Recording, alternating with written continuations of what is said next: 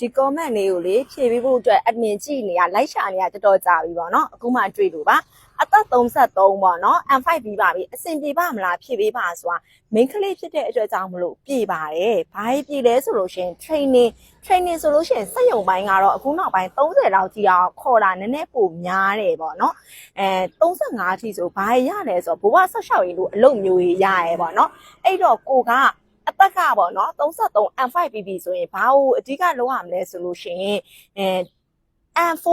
ကိုတေချာတက်ပြီးတော့ M4 အောင်တေချာလေးစူးစမ်းရမယ်ပေါ့နော် M4 အောင်ပြီးလို့ရှိလို့ရှိရင် training ဆိုလို့ရှိရင်လည်း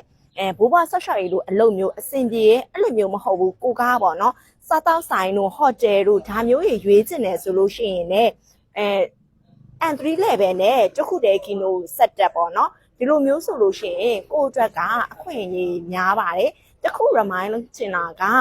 အသက်က35ပြည့်ခန့်လေးပြီဖြစ်တဲ့အတွက်ကြောင့်မလို့35မပြည့်ခင်မှာကိုကသေချာလေးမြန်မြန်လေးစူးစမ်းရင်တော့ပို့ပြီးတော့အဆင်ပြေပါမယ်ရှင်ကဲကြီးလောက်လေးဖြည့်ပြီးကျင်းနေမယ်လို့ထင်ပါတယ် reply နောက်ကြသွားတဲ့အတွက်တောင်းပန်ပါတယ်ရှင်